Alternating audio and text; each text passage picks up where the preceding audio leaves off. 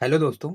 इस वीडियो में यार हम लोग आज 23 नवंबर वाला जो अपना बीएसएफ एससीएम का मॉक आया है तो उसके मैथ पोर्शन के क्वेश्चन करने वाले हैं इस वीडियो में। तो आई होप आप लोगों ने मॉक अटेम्प्ट कर लिया होगा, उसके बाद ही ये वाली वीडियो देखना। तो चलो पहले क्वेश्चन की ओर चलते हैं। पहला क्वेश्चन है, एक धनराशि को पी क्यू आर और एस के बीच क्रमशः 3 4 5 6 के अनुपात में वितरित किया जाता है। यदि आर को क्यू से 500 अधिक प्राप्त होते हैं तो उन सभी हिस्सों का योगफल रुपए में कितना है। तो देखो बिल्कुल इजी सा क्वेश्चन है ये वाला। इसमें देखो आर और क्यू क्यू के बीच का जो डिफरेंस दिया है 500 दिया है, और रेशो जो था क्यू आर देखो 4 और 5 ये रेशो था उनका। तो इनके बीच एक का डिफरेंस है, तो ये एक की वैल्यू दे रखी है, और टोटल जो था अपना रेशो 3 4 5 और 6 था। ठीक है, तो इनका योग बताना था। ठीक है, एक वैल्यू का मान दिया है तो देखो 6 4 10, 5 3 8, 10 8 18। ठीक है, एक वैल्यू का मान है 500, तो 18 वैल्यू का हो जाएगा 18 पंचे 90 डबल जीरो। ठीक है, तो ये अपना आंसर हो जाएगा 9000। ओके, तो ऐसे आप लोगों को जल्दी से करना था, बिना पेन उठाए ही ये क्वेश्चन करना था वैसे। ठीक है, चलो दूसरे क्वेश्चन की ओर चलते हैं। अब देखो दूसरा क्वेश्चन है, यदि 28 संतरों का क्रय मूल्य 24 संतरों के विक्रय मूल्य के बराबर है तो लाभ प्रतिशत क्या है। अब देखो 28 संतरों का जो क्रय मूल्य है यानी कि कॉस्ट प्राइस 24 संतरों के सेलिंग प्राइस के बराबर है। ठीक है, यानी कि 28 संतरों का अपना जो कॉस्ट प्राइस है यानी कि क्रय मूल्य 24 संतरों के एसपी यानी कि विक्रय मूल्य के बराबर है। तो इनका रेशियो बना लो, देखो सीपी अपॉन एसपी। ठीक है, ये बटे में आ जाएगा, एसपी 24 यहीं पे है और ये गुणे में है, उस साइड भाग में चला जाएगा। ठीक है, तो काटो यार इनको। देखो 4 छंग 24, 4 सत्ते 28।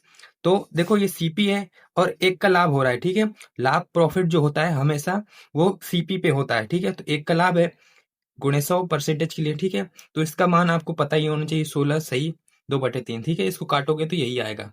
ओके, तो ये फ्रैक्शन वैल्यू याद कर लोगे तो आपको और भी ज्यादा फास्ट आप लोग कैलकुलेशन कर पाओगे। ठीक है, तीसरा क्वेश्चन देखते हैं। देखो तीसरे में बोला है, एक ठोस घन का कुल पृष्ठीय क्षेत्रफल 4.86 मीटर स्क्वायर है। इसे पिघलाकर 0.3 मीटर त्रिज्या वाले लंबवृत्तीय बेलन को बनाया जाता है। बेलन की ऊंचाई मीटर में 1 दशमलव स्थान तक। ठीक है, इस क्वेश्चन को करने के लिए हमें 3 फॉर्मूले पते होने चाहिए। देखो पहला हो गया कि घन का कुल पृष्ठीय क्षेत्रफल जो होता है 6 भुजा स्क्वायर। ठीक है, भुजा स्क्वायर। ओके, जिसका मान हमें दिया है 4.86 मीटर स्क्वायर। ओके, अब घन का जो आयतन होता है वो होता है भुजा क्यूब। ओके, तो भुजा क्यूब, अब भुजा क्यूब कैसे निकलेगा, देखो इसको हम लोग बटे में लेके जाएंगे। ओके, और ये जो स्क्वायर है इसका रूट लग जाएगा, तो ये सारे ही खत्म हो जाएंगे, तो भुजा हमारी आ जाएगी। और इसका क्यूब निकालने के लिए देखो डबल डबल डिजिट में के बाद पॉइंट है तो डबल जीरो लगा लेंगे, ये कटा। फिर ये देखो 6 से जाएगा, 6 एकम 6, 6 अट्ठे 48, 6 एकम ए।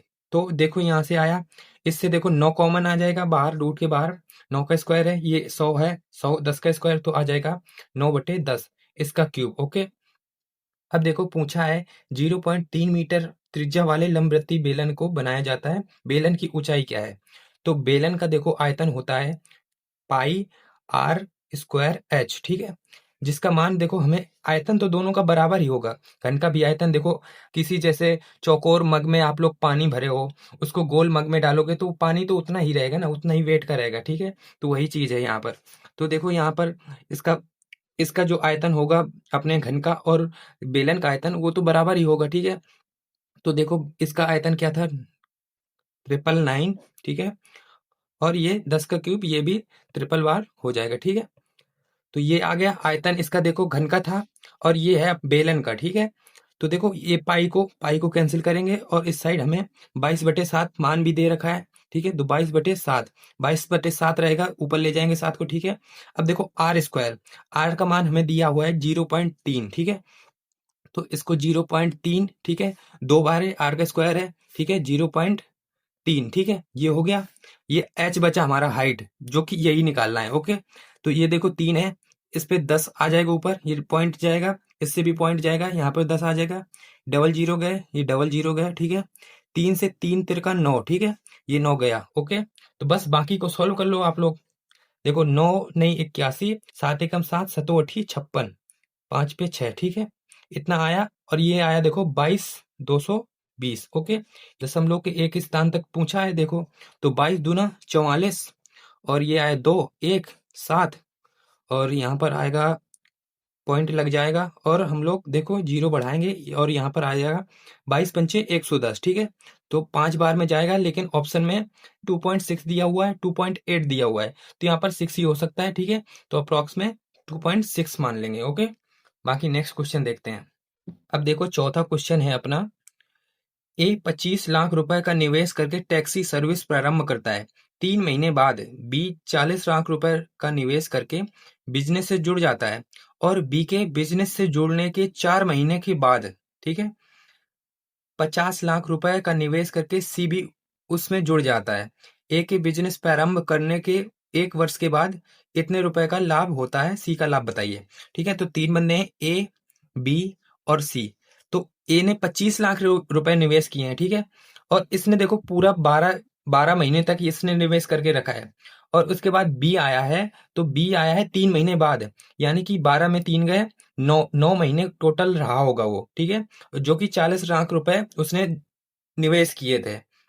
इसके बाद बी के आने के 4 महीने के बाद, यानी कि बी तो 3 महीने लेट आया है, 4 महीने एक्स्ट्रा और हो गए, तो 4 3 7, यानी जो सी होगा, सी 50 लाख रुपए लेके आया है, 3 महीने बाद ये आया है, 4 महीने इसके और होने के बाद, यानी कि 4 3 7 महीने बाद आया है, जो कि हो जाएगा कि 1 साल में 12 महीने होते हैं, तो 5 महीने ही रोका होगा, क्योंकि 1 वर्ष बाद पूरा हमारा पार्टनरशिप खत्म हो गई है। ओके, तो देखो यार, इनका मल्टीप्लाई कराओ, इनमें कुछ कॉमन हो तो काटो। तो इसमें देखो 5 से 5 बार में जाएगा, और ये 5 अठी 40, और 5 ये गया। ओके, अब इसके बाद देखो इसमें क्या बचा है, इसमें जाएगा 2 से जाएगा। ओके, 2 से 2 छक्के 12, 2 चौके 8, 2 से 25 बार कर लो यार, 6 पंचे 30, 9 चौके 36, और ये 25 आया। इस अनुपात में इन पे लाभ बटा है। ओके, लेकिन उसने दिया है कि 2 7 3 इतना लाभ टोटल हुआ है, ठीक है, लेकिन इस अनुपात में है, तो देख लो यार इनको क्या यूनिट मान आएगा। तो 30 दूनी 60, 60 20 80, और एक 85। ओके, यहाँ पर यार 9 चौके 36 है। ओके, ये थोड़ा सा 9 चौके 36। ओके, तो इसमें देखो ये 5 5 ये आएगा 91। ओके, 91। ओके, तो ऐसी मिस्टेक्स नहीं करनी है आप लोगों को। तो इससे आ जाएगा देखो हमारा 1 यूनिट का मान। और सी के बारे में पूछा है कि सी कितना कमाता है, सी तो 25 कमाता है भाई, ठीक है, टोटल इतना हुआ, लेकिन टोटल इतना दे रखा है, तो इससे 1 यूनिट का मान आ जाएगा, और इसका मल्टीप्लाई करवाएंगे तो सी जितना कमाता होगा वो आ जाएगा। तो देखो इकाई का अंक 3 लाना है, तो 9 तिया 27, ठीक है, 3000 बार जाएगा, इसको मल्टीप्लाई कराएंगे 25 से, तो 25 तिया 75। ओके, 3 जीरो ये हैं, तो 3 जीरो आ गए, 75,000 भाई अपना सी कमाता है। ओके, अब देखें नेक्स्ट क्वेश्चन।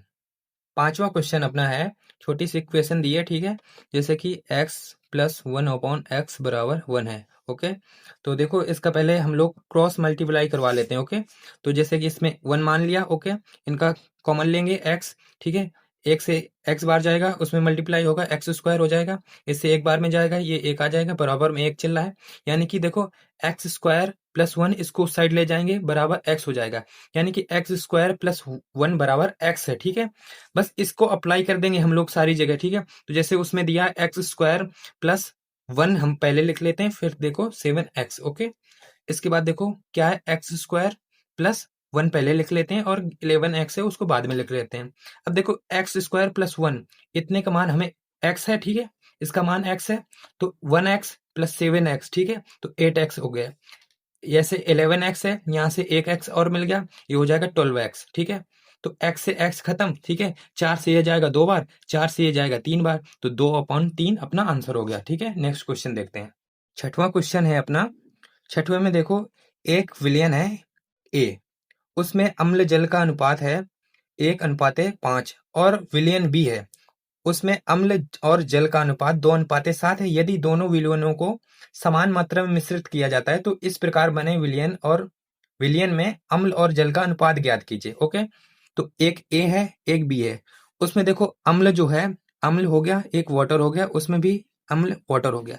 इसमें देखो 1:5 के अनुपात में इनका मान है। उसके बाद दूसरे में है 2:7। इनको बराबर बराबर मिलाया जाता है। देखो 5 1 6 और 7 2 9। ठीक है, तो ये बराबर तो है नहीं, तो इनको बराबर कर लो।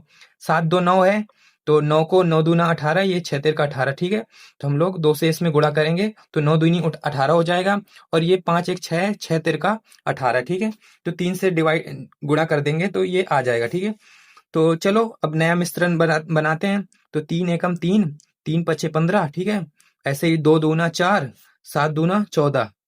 बस जोड़ के रख दो इनको। 5 4 9 29 और 4 3 7। तो ये आप गया अपना नया अनुपात जो मिश्रण मिलाएंगे इसको बराबर मात्रा में। ओके, चलो नेक्स्ट क्वेश्चन देखें। सातवां क्वेश्चन देखो अपना आया है, जिसमें कुछ वैल्यूज दी हुई हैं और उसकी माध्यिका और परास का माध्य ज्ञात करना है। ओके, तो देखो माध्यिका होती है एग्जैक्ट बीच वाला नंबर। ठीक है, असेंडिंग ऑर्डर में लगा देंगे बढ़ते हुए क्रम में, और उसका जो एग्जैक्ट बीच का नंबर होगा वो माध्यिका होती है। अगर एग्जैक्ट बीच में, जैसे कि इसमें 2 2 4 2 6 2 8 2 10 10 संख्याएं हैं, तो एग्जैक्ट बीच का जो नंबर होगा तो एग्जैक्ट बीच वाली दो संख्याओं के बीच का होगा। ठीक है, तो इनका देखो करते हैं।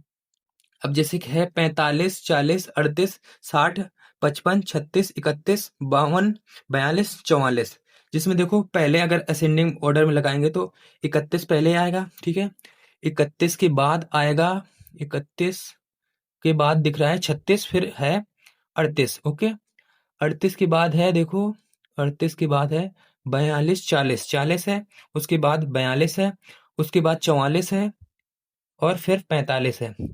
45 के बाद देखो है, 45 के बाद 52 दिख रहा है, और 52 के बाद है 55 और 60। 52 के बाद है 55 और 60। देखो कितने हो गए, 1 2 3 4 5 6 7 8 9 10। ठीक है, 10 हो गए। तो यहाँ पर देखो ये हो गए 4 ये 4 ये। ठीक है, यहाँ पर दो जो बचे, तो उनके एग्जैक्ट बीच वाली जो संख्या होगी वो होगी माध्यिका। तो बीच वाली तो भाई 43 है। और परास जो होता है वो होता है कि अपनी जो बड़ी संख्या है और अपनी जो छोटी संख्या है सबसे, उन दोनों का जो डिफरेंस होगा। तो डिफरेंस तो भाई 60 और 31 का है 29। ठीक है, अब माध्य जो होता है, तो माध्य समझ लो कि एवरेज है। ठीक है, कि इन दोनों का बता दो एवरेज क्या है। तो एवरेज इनका पहले योग कर लो। तो 29 1 30, 40 70, 70 2 72। ठीक है, तो इनका एवरेज दो संख्याएं हैं, तो 2 से डिवाइड भी कर दो, 36 दूना 72। ठीक है, तो ये अपना आंसर आ गया। नेक्स्ट क्वेश्चन अब देखते हैं। अब हमारा आठवां जो क्वेश्चन है, आठवां क्वेश्चन वो एवरेज से है। 45 अंकों का औसत 45 है, सॉरी 75 अंकों का औसत 45 है, पहले 50 अंकों का औसत 42 है, और अंतिम 26 अंकों का औसत 52 है। 50वां अंक ज्ञात कीजिए। तो पहले 50 अंकों का औसत 42 है। ओके, और अंतिम 26 का 52 है। अब देखो इसमें जो होता है कि बहुत सारे लोग बेसिक कैलकुलेशन करने लगते हैं, जिससे ज़्यादा टाइम लगा देते हैं वो लोग। तो इसमें ट्रिक बताता हूँ मैं आप लोगों को। ठीक है, पहले भी बताया है, इस बार भी बताता हूँ। देखो जैसे 75 संख्याएं हैं, उनका है 45। ठीक है, अब उसके बाद जो हमारी 50 संख्याएं हैं उनका औसत है 42, और जो 26 संख्याएं हैं उनका है 52। ये लास्ट की 26 है। ठीक है, और ये शुरुआत की 50 है। तो ये देखो यहाँ पर 50 ये भी काउंट हो रही, इस पे भी काउंट हो रही। यहाँ पर मतलब जो संख्या है 50वीं वो डबल रिपीट हो रही है, और वही पूछी हमसे। अब बंदे करते हैं कि इनका कैलकुलेशन करेंगे, फिर इनको जो गुणा करेंगे जोड़ेंगे, ऐसा नहीं करना है। देखो करना क्या है कि पहले ये देखो कि टोटल जो था हमारी संख्याओं का औसत इतना था। अब ये वाली देखो कितना ज्यादा है, इसमें देखो 7 ज्यादा है। ठीक है, 7 ज्यादा है, तो 7 का मल्टीप्लाई करवा दो जितनी संख्याएं ज्यादा हैं। तो सत्संग 42 4 7 दूना 14 4 18, इतना जो है हमारा एक्स्ट्रा है। ठीक है, इनमें से तो ये भी 42 हो गया। ओके, अब इसमें देखो ये कितनी कम है, ये देखो कम है, 3 कम है। ठीक है, 50 संख्याएं 3 3 कम है, तो कितना अंक हो जाएगा टोटल, 5 3 15, 150 कम है। ठीक है, ये 150 कम है, ये 150 ज्यादा है। इन दोनों का डिफरेंस देखो कितना है, ये है 32। ठीक है, 32 डिफरेंस है। अगर देखो 32 ज्यादा है, ठीक है, ये ज्यादा है डिफरेंस, तो इसमें जोड़ देंगे उतना। ठीक है, वो जो अपनी जो एक्स्ट्रा संख्या है उतनी ज्यादा होगी। अगर इन दोनों का डिफरेंस कम होता, जैसे कि ये वाली माइनस वाली संख्या ज्यादा होती और प्लस वाली कम होती, तो ये माइनस में हमारी वैल्यू आती, तो उसमें वो चीज घटा देते। ओके, तो इसको इसमें जोड़ देंगे तो कितना आएगा देखो, 5 2 7 4 3 7, अपना आ गया 70। ठीक है, इतना आंसर आ गया। अब हमारा 9वां क्वेश्चन है। 9वें क्वेश्चन में देखो बोला है 2 अंकों की संख्या के अंकों का योग। 2 अंकों की संख्या के अंकों का योग संख्या का 1/7 है। 2 संख्याओं की संख्या के अंकों का योग संख्या का 1/7 है। इकाई अंक दहाई अंक से 4 कम है। ठीक है। यदि अंकों को उल्टा करने पर प्राप्त संख्या 7 से विभाजित होती है तो शेष। तो देखो हमें यहाँ पर क्वेश्चन पकड़ना होता है। जैसे 2 संख्याओं के अंकों का योग संख्या का 1/7 है। इकाई का अंक दहाई के अंक से 4 कम है। हमारा काम हो गया, इतना हमें पता चल गया। अब जैसे संख्याएं होती हैं तो हमने जैसे x है y है, ये संख्याएं हो गई। अब जैसे कि एग्जाम्पल के लिए देखो मैं आपको समझाने के लिए लिख रहा हूँ, वैसे सॉल्यूशन तो बहुत छोटा होगा हमारा। ठीक है। तो जैसे 2 संख्याएं हो गई, कुछ भी हो सकता है। तो आप लोग ऐसा नहीं कर सकते कि एक संख्या x होगी एक y होगी। ठीक है। अब जैसे कि इन दोनों की जगह हम मान लेते हैं, एक होगी 5 एक 6 होगी। ठीक है। तो आप लोग ऐसा लिख दोगे कि 5 6 नहीं, ऐसा लिखने के लिए आपको लिखना होगा ये होगी 50 ये होगी 6। ठीक है। तो क्या हो रहा है इसमें 10 का मल्टीप्लाई हो रहा है। ओके, तभी तो हम लोग कह सकते हैं कि 50 6 अपना हो जाएगा 56। तो ऐसे ही हम लोग मानेंगे कि 10x होगा वो जो दहाई का अंक है, और ये जो इकाई का वो y होगी। ओके, तो ये आपको समझाने के लिए था। बाकी अपना क्वेश्चन करते हैं। ठीक है। तो देखो 2 संख्याओं के अंकों का योग। ठीक है।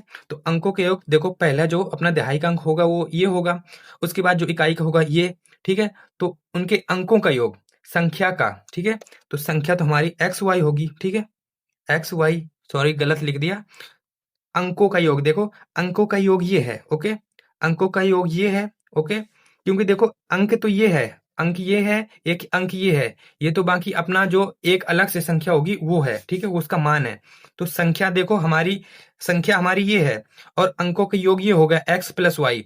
अब उसने देखो बोला है कि 2 संख्याओं के अंकों का योग संख्या का 1/7 है। संख्या तो हमारी ये है, संख्या का 1/7 है। ठीक है, इसका 1/7 यानी कि बटे में 7। ओके, तो आ गया हमारा 10x प्लस वाई, इसको साइड भेजेंगे। ठीक है, तो 7x प्लस 7y। ओके, तो देखो अब लोग इसको माइनस करवा लो, इसको उस साइड लेके जाएंगे तो ये आ जाएगा 6y, इसको इस साइड लेके आएंगे 7x, ये 10x, 3x बचेगा। ओके, तो x बटे y का मान क्या आ जाएगा, देखो उस साइड 6 है, ये 3 में आएगा। ठीक है, 6 3, तो ये आ जाएगा देखो 3 दूना 6, 3 एकम 3। ओके, अब देखो हमारे क्वेश्चन में क्या बोला था कि अंक जो दहाई का अंक है वो 4 कम है। ठीक है, तो देखो दहाई का अंक हमारा तो x था, तो इससे देखो तो एक ही तो कम है, ये एक है ये 2 है, एक कम है, लेकिन एक का मान हमें दे रखा है 4। ठीक है, तो 4 दूना 8, 4 एकम 4, यानी कि इकाई का अंक जो होगा वो 4 होगा और दहाई का अंक जो होगा वो 8 होगा। अब देखो क्वेश्चन में क्या बोला है, यदि अंक को उल्टा करने पर प्राप्त संख्या 7 से विभाजित की जाए। तो अंक को उल्टा कर दो भाई, 4 इसको कर दो, 8 ये कर दो, ये संख्या हो गई।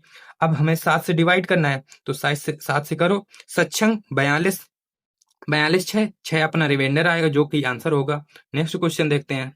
10वां क्वेश्चन हमारा देखो क्या है। 24,000 की राशि को 4 वर्ष के लिए 8% वार्षिक साधारण ब्याज पर निवेश किया जाता है और प्राप्त साधारण ब्याज इतने हैं। 3 वर्षों बाद प्राप्त राशि ज्ञात कीजिए। राशि ज्ञात करना है जब उसी राशि पर 8% प्लस 8% वार्षिक साधारण ब्याज दर पर निवेश किया जाता है। तो 4 वर्षों के लिए हमारा जो ब्याज है वो है 1152। तो 1 वर्ष का कितना हो गया, 4 दूना 8, चरो अठी 32, चरो अठी 32, इतना हो गया ब्याज। कितने रुपए पर लगी है, 2400 रुपए पर। ठीक है, परसेंटेज के लिए गुणा 100। ठीक है, तो डबल जीरो से डबल जीरो गया, 24 एकम 24, 24 दूना 48, यानी कि 12% हमारी ब्याज जो है लग रही थी। अब उसने बोला है 3 वर्षों के लिए। ठीक है, तो हमारा जो राशि था वो 2400 रुपए थी, 12 में 8 वर्ष और जोड़ा गया। ठीक है, क्योंकि 8% प्लस 8% और जोड़ा गया है, तो 12 8 20%। ठीक है, और कितने वर्षों के लिए, 3 वर्षों के लिए। तो ये देखो 8 इसमें जोड़ेंगे तो ये तो हो जाएगा 20। अब 3 वर्षों का मैटर है तो 20 दिया 60% ब्याज हो जाएगी, क्योंकि साधारण ब्याज है। तो हमारी धनराशि बात करनी है, धनराशि बताना है। 60% ब्याज हो गई, 100% अपनी धनराशि होगी, तो 160% बटे 100। ठीक है, परसेंटेज के लिए। तो ये 2 जीरो से 2 जीरो गया, और देखो ये आ गया जीरो, 16 चौके 64, 6 और 16 दूनी 32 और 6 38। तो ये अपनी जो है 3 वर्ष के बाद धनराशि हो जाएगी 8% और एक्स्ट्रा लेने पर। ओके, नेक्स्ट क्वेश्चन देखते हैं। 11वें क्वेश्चन में देखो अपना दिया हुआ है, एक छोटी सी इक्वेशन है, तो स्टेप बाय स्टेप सॉल्व करते हैं। ओके, तो पहले देखो हम लोग सॉल्व करते हैं ब्रैकेट वाला। रुक जाओ, पहले लिख लेते हैं। ओके, ताकि आप लोग देख पाओ। 25 प्लस 25 गुणे 12/30, ठीक है।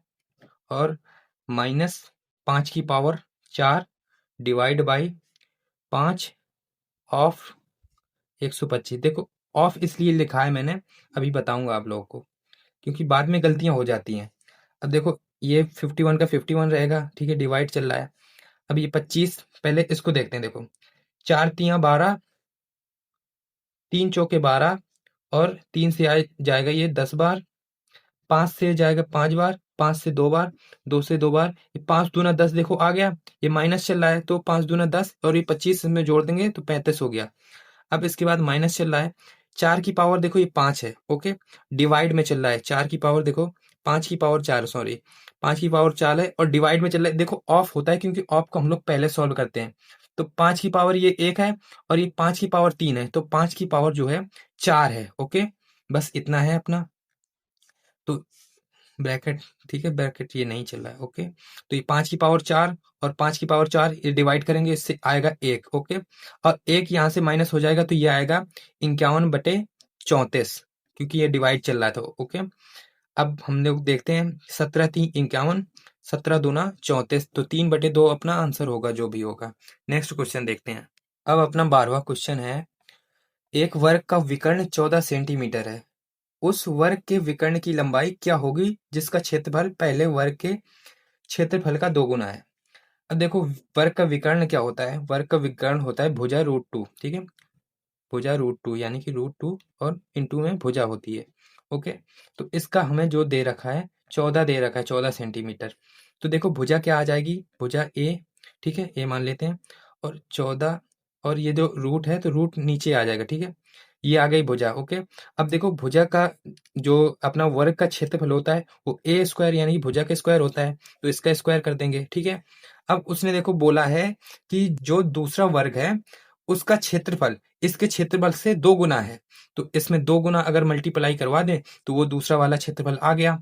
अब उसने बोला है कि उसका विकर्ण क्या होगा। ओके, तो उसका विकर्ण निकालने के लिए अब देखो हमने इसको 2 की गुणा जो कर दी, तो अब देखो ये दूसरा वाला जो अपना वर्ग हो गया वो उसकी उसकी कैलकुलेशन कर रहे हैं, ठीक है। तो दूसरे वाले वर्ग का ये क्षेत्रफल है। अब उसका विकर्ण निकालने के लिए देखो पहले तो हम लोग इसको अगर रूट हटाएं तो इसमें पूरे में रूट डल जाएगा, ठीक है।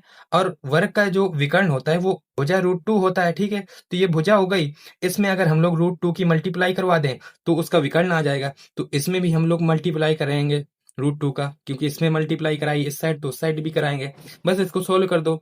ऐसे यार देखो आप लोग को सॉल्व करना होता है, आप लोग पहले इसको सॉल्व करो फिर ऐसे करो, ऐसे एक साथ आप लोग लिखते चले जाते हो तो जल्दी हो जाता है। और जब आप लोग खुद से कर रहे होते हो तो ज्यादातर कैलकुलेशन आप लोग अपने माइंड में ही कर लेते हो, जैसे कि मैंने ही अपने माइंड में सारी कैलकुलेशन कर ली थी, ठीक है। कुछ चीजें लिखनी पड़ती हैं तो बस मैं आपको समझाने के लिए ये लिख रहा हूँ। तो देखो 14 का स्क्वायर है, ठीक है, तो 14 इंटू 14 लिख लेंगे, और ये 2 √2 का स्क्वायर हो जाएगा 2, ठीक है, 2 हो जाएगा, ये गुणे में 2 चल रहा है तो इससे ये डिवाइड हो जाएगा, और इसका रूट चल रहा है तो ये 14 से देखो एक 14 आ जाएगा बाहर, और ये √2 इंटू है, तो बस ये आ गया यार, ठीक है, यही आंसर है। ओके, 14 √2, इसको ऐसे भी लिख सकते हैं क्योंकि ये मल्टीप्लाई ही होता है। ओके, नेक्स्ट हमारा 13वां क्वेश्चन है। देखो ए और बी किसी काम को क्रमशः 12 और 18 दिन में कर सकते हैं, उन्हें 4 दिन, ए और देखो बी क्रमशः 12 और 18 दिन में कर सकते हैं। ओके, उन्हें उन्होंने 4 दिनों के लिए एक साथ मिलकर काम किया, जिसके बाद बी को सी द्वारा प्रतिस्थापित किया जाता है, ठीक है, मतलब कि बी को सी से बदल दिया जाता है। शेष काम ए और सी द्वारा अगले 4 दिनों में पूरा किया जाता है, सी अकेले काम का 50% भाग कितने दिनों में करेगा। तो इनका देखो एफिशिएंसी निकाल लो, तो ये आएगा 18, 18 दूना 36, ठीक है, तो 12 तीन 36, 18 दूना 36, ठीक है। तो ये है इनकी एफिशिएंसी। तो इन्होंने देखो 4 दिन तक साथ में काम किया है, तो 5 2 3 2 5, 5 से 4 दिन तक किया है 5 की एफिशिएंसी से, तो 20 काम हो गया। टोटल था 36, कितना बचा, 16 बचा। ओके, अब देखो बी को बदल दिया गया सी से। ओके, सी को सी की कुछ एफिशिएंसी रही होगी, लेकिन अगले 4 दिनों में पूरा काम हो जाता है। तो ए भी करता है और सी भी करता है। तो ए कितना दिनों में कितना कर देगा 4 दिनों में? 3 चौके 12, 12 काम कर दिया, 4 बचा शेष। और 4 दिनों में ही सी भी 4 दिनों तक किया है और 4 काम कर पाया है, यानी कि उसकी एफिशिएंसी 1 होगी, ठीक है? 1 होगी। तो 1 होगी एफिशिएंसी और टोटल वर्क है 36, इसका आधा कितने दिन में कर देगा? 36 का आधा, 36 का 18, 18 दिनों में कर देगा। ज़ाहिर-सी बात है भाई, ठीक है? नेक्स्ट क्वेश्चन देखते हैं।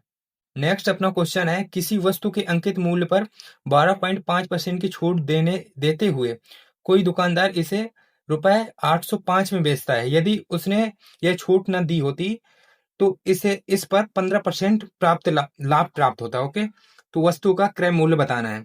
तो देखो 805 रुपए में बेचता है, 12.5% की छूट देने के बाद 12.5% का फ्रैक्शन होता है 1/8, ठीक है? तो 1/8, अब देखो देखो यार, 12.5% का 1/8 होता है, ठीक है? 12.5। अब जैसे आपको पता भी नहीं है तो मैं बता दूं कि अब उसके बटे 100 ले लिया, परसेंट को हटाएंगे, ठीक है? एक फ्रैक्शन ये जीरो गई, 25 से 5 बार जाएगा, 25 चौके 100, ओके। 5 से एक बार जाएगा, 5 से ये 8 बार जाएगा, ओके। तो ये फ्रैक्शन वैल्यू आप लोग याद कर लोगे तो कैलकुलेशन करने में और इजी रहता है, ओके। तो 12.5% का फ्रैक्शन होता है 1/8 और छूट पर बेचा है उसने, तो यानी कि एक छूट दी होगी इसमें 8 में से, तो 7 बचा होगा, ओके। अब देखो उसने क्या बोला है कि अगर छूट ना दी होती तो 15% का लाभ होता। तो मतलब कि अगर 8 में ही बेचता, अगर छूट ना देता, तो जो भी अपना मान आएगा उसमें अगर बेचता तो 15% का लाभ होता। तो 15% का लाभ होता तो हम लोग लाभ हटा देते हैं इससे। अब देखो 15% का फ्रैक्शन भी आपको पता होना चाहिए कि 20, 3/20 होता है। तो 15% का लाभ कमाता है, यानी कि 20 पे 3 कमाता, 3 कमाता है, यानी कि 23 पे 23 का मान होगा ये, हम लोग 20 का निकाल लेंगे। तो ठीक है, ये छोटी सी कैलकुलेशन है, लेकिन मैं आप लोगों को बेसिक्स ही बता देता हूँ कि बहुत सारे लोग ये कंफ्यूज हो जाते हैं यार कि तुम डायरेक्ट फ्रैक्शन में वैल्यू रख देते हो, हमें फ्रैक्शन याद नहीं है, ठीक है? तो चलो करते हैं इसको ऐसे बेसिक से। तो देखो 12.5% की छूट देता है, ओके। तो 12.5% की अगर 100 पे छूट देगा तो कितने हो जाएगा? तो ये हो जाएगा 87.5, ओके। और हमें निकालना है 100% का मान, तो ये हमारा एमपी आ जाएगा, यानी कि अंकित मूल्य, ठीक है। अब इसके बाद 15% का लाभ कमाता है, ठीक है। अगर इतने पे बेचेगा तो 15% का लाभ कमाएगा, यानी कि 15% लाभ इंक्लूडेड है। तो हम लोग 15% का लाभ से डिवाइड कर देंगे और 100% के मान से गुणा कर देंगे, कि यानी कि 15% का लाभ हटाओ भाई और 100% का मान दो जो हमारा क्रय मूल्य होगा। तो बस इसको डिवाइड कर दो आप लोग, ठीक है। तो बस यही चीज थी यार, ये शॉर्ट में हो जाता है ऐसे। ऐसे आप लोग लंबे कैलकुलेशन करोगे, ठीक है। तो किसी को भी सॉल्व कर लो, तो मैं इसको सॉल्व करता हूँ यार। तो 7 से जाएगा, 7 एकम 7 और ये जाएगा 7 एकम 7, 7 पंचे 35, ठीक है। 23 पंचे 115। अब देखो ये आ गया 8 दूना 16, 16 पंचे 80, 80 और एक जीरो ये आ गया, तो 80 ये आ गया 800 रुपए, ठीक है। बाकी इसको सॉल्व करोगे तो वही आएगा। चलो नेक्स्ट क्वेश्चन देखते हैं अब। नेक्स्ट देखो अपना 15वां क्वेश्चन है, जिसमें देखो दो संख्याओं का योगफल 50 है और उनका गुणनफल 525 है। दोनों संख्याओं का एलसीएम क्या है? तो देखो ये क्वेश्चन कई प्रकार से किया जा सकता है, ठीक है। मैंने जो किया था शॉर्ट में, देखो करने के लिए आप लोग अप्रोच लगाने ही पड़ते हैं। देखो a प्लस बी का 50 दिया है, दो संख्याओं का योग, और उनका जो है मल्टीप्लीकेशन दिया है 525 दिया है, ठीक है। तो कई प्रकार से कर सकते हो। देखो मैंने क्या किया था कि अब देखो अगर दो संख्याओं का गुणनफल इकाई का अंक 5 आ रहा है, ठीक है, तो यानी कि एक संख्या 5 तो होगी भाई। एक संख्या इकाई के अंक 5 होगा, तभी इनका गुणनफल 525 आ रहा है, ठीक है। तो एक कोई संख्या 5 हो सकती है जिसका दूसरी संख्या में गुणा हुआ होगा, तो लास्ट में 5 आया है। या फिर दूसरी 15 हो सकती है, तीसरी हो सकती है अपनी 25, चौथी कंडीशन में हो सकती है 35 या फिर 45 हो सकती है। और 55 होगी तो फिर भाई उन दोनों का योग जो होगा वो 50 कहाँ हो पाएगा? अब कहोगे माइनस में हो सकती है, तो उन दोनों का मल्टीप्लीकेशन प्लस में आ रहा है, ओके। तो इनमें से एक संख्या तो इनमें से ही है। अगर पहली संख्या 5 होगी तो दूसरी संख्या को 45 होना पड़ेगा, तभी उनका योग 50 हुआ है। पहली संख्या अगर 15 होगी तो दूसरी को भाई 35 होना पड़ेगा, तभी उनका योग 50 होगा। अगर तीसरी संख्या 25 होगी तो तीसरी कंडीशन में अगर 25 होगी तो उस दूसरी संख्या को 25 होना पड़ेगा, तभी उनका योग 50 होगा। फिर वही 35 और 15 रिपीट होने लगेंगे, ओके। तो इनमें से हमारा कोई एक जोड़ा है। अब कैसे पता चलेगा? 45 गुणे 5 ये नहीं आएगा, ठीक है। 25 गुणे 25 नहीं आएगा, 625 होगा। जब 35 का गुणा 15 में करोगे तो 525 आ जाएगा। देखो ऐसे अप्रोच आपको पकड़ने होते, मैं आपको समझाने के लिए ये लिख रहा हूँ, वरना जब मैंने वहां पर किया तो विद इन सेकेंड मैंने कर दिया था। ये देखो 22 सेकेंड में किया था। तो ए प्लस बी मैंने देख लिया भाई, जब यहाँ पे मल्टीप्लीकेशन हो रहा है तो इकाई अंक 5 आ रहा है, तो ऐसे आप लोग अप्रोच लगा सकते हो। ओके, ऐसे ही लगाना होता है, तभी आप लोग टाइम बचा पाते हो। बाकी यार जब दो संख्याएं हमको पता चल गई कि अपनी 35 और 15 है, तो उनका एलसीएम निकालने के लिए, ठीक है, तो एलसीएम तो तुरंत निकाल दोगे आप, ठीक है। 5 से देखो 3 बार, 5 से 7 बार, एक 5 5 हमारी अभाज्य संख्या, एक एक 3 है और एक अपना 7 है, तो 5 3 15, 15 सत्ते 105, ठीक है। मुझे यकीन है यार आप लोगों ने कर लिया होगा ये क्वेश्चन। बाकी नेक्स्ट क्वेश्चन देखते हैं। ओके, अब देखो अपना 16वां नंबर क्वेश्चन है। 24 किलोमीटर की दूरी तय करते समय एक आदमी ने देखा कि 1 घंटे 20 मिनट यानी कि 60 80 मिनट के बाद उसके द्वारा तय की गई दूरी शेष दूरी की 7/11 थी। उसकी चाल क्या है? तो छोटा सा कॉन्सेप्ट है अपना, ठीक है। तो ये देखो 24 किलोमीटर की दूरी है। ओके, अब देखो 1 घंटे 20 मिनट बाद यानी कि 80 मिनट बाद उसने देखा कि उसके द्वारा तय की गई दूरी, उसके द्वारा यानी कि देखो कुछ दूरी उसने तय कर ली, ठीक है, कुछ दूरी उसने तय कर ली इतनी। उसने बोला कि 7/11 थी जो दूरी तय की है शेष दूरी की, यानी कि शेष दूरी की 7/11, 7/11, ठीक है। 7/11 का मतलब शेष दूरी की, यानी कि शेष दूरी जो होगी वो 11 होगी। 7/11 थी, 11 थी, तो 7 उसने चल ली भाई, उसने 7 जो है कवर कर ली। क्योंकि देखो यहीं पे आपको समझना होता है, यहीं पे लोग ज्यादातर गलती कर देते हैं। ओके, तो ये चीज आप लोगों को सही से समझना होगा कि उसके द्वारा तय की गई दूरी शेष दूरी की, बस ये जो शब्द है शेष दूरी की यहाँ पे पकड़ना होता है। शेष दूरी की 7/11 थी, यानी कि शेष दूरी जो थी वो 11 थी और उसने जो चली है वो 7 चली थी, तो 7 चली और 11 जो शेष दूरी थी, यानी कि टोटल डिस्टेंस हो गई 18, ठीक है। 18 हो गई, जो कि हमारा 24 यूनिट का मान है, और उसके द्वारा तय की गई है 7। इससे 1 यूनिट का मान आ जाएगा, उसने 7 दूरी तय तय की है, तो ये आ गया अपना डिस्टेंस उसने कवर की है।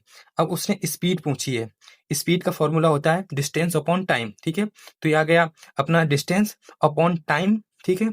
और क्योंकि ये मिनट में इसको चेंज करेंगे घंटे में, तो ऊपर की इससे 60 से डिवाइड करेंगे एक तरह से, तो ये नीचे है तो वो ऊपर से डिवाइड करेंगे। तो बस कर दो यार, ये आ गया 6 तेरह के 18, 3 से आ जाएगा 3 अठे 24, और ये 8 से 8 खत्म, ये 7 बचा, तो अपनी स्पीड जो है आ गई अपनी 7 किलोमीटर पर हावर। ओके, किलोमीटर पर हावर में ही दी है, ठीक है। नेक्स्ट क्वेश्चन देखते हैं। नेक्स्ट क्वेश्चन है अपना 17वां, जिसमें a प्लस बी के सभी संभावित मानों को का योग ज्ञात कीजिए जिसमें संख्या इतने 11 से विभाज्य है। ओके, तो एक संख्या देखो 4a 06 07b 11 से डिवाइड है, तो 11 से डिविजिबिलिटी का देखो आपको रूल पता होना चाहिए। ये देखो ये b है। ओके, तो 11 से डिविजिबिलिटी का रूल होता है कि एक एक के डिफरेंस में उनका जो योग होगा, तो दूसरा जो डिफरेंस होगा उनके, अब जैसे कि ये है, ये आपको यार पता होगा, मैं क्या ही बताऊं, बाकी थोड़ा सा बता देता हूँ कि अब जैसे इनका एक एक के डिफरेंस में इन सारी संख्याओं को जोड़ कर लेंगे, और ये जो दूसरी संख्याएं हैं जो अल्टरनेट में है दूसरी वाली, उनका योग कर लेंगे और उनका डिफरेंस देखेंगे, या तो 0 होना चाहिए या फिर 11 से डिविजिबल होना चाहिए, ठीक है।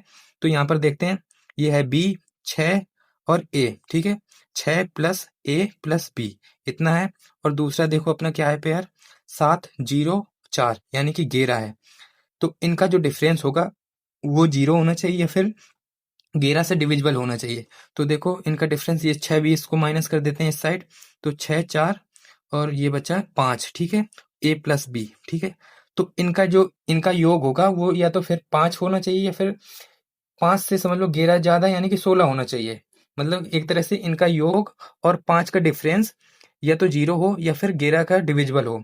तो एक तो हम देखो इसको मान लेंगे कि 5 होगा, तो 5 का डिफरेंस अपना 0 हो जाएगा, तो 11 से डिविजिबल हो जाएगी। तो एक तो हमारा ये हो सकता है।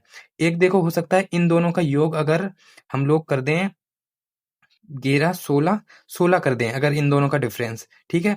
तो इन दोनों का योग, ठीक है, 16 कर देंगे तो 5 और 16 का डिफरेंस 11 आएगा, जो कि 11 से डिविजिबल है, यानी कि ये संख्या फिर भी डिवाइड हो जाएगी। बस तो 16 और 5 21 होगा आंसर, क्योंकि इससे ज्यादा हम लोग कर ही नहीं सकते। या तो इसको 9 9 मान सकते हैं, तो 9 दूनी 18, और 18 मानेंगे तो फिर भी ये जो है डिविजिबल नहीं होगी 11 से। ठीक है, बाकी आपने डिविजिबिलिटी रूल पढ़ा ही होगा।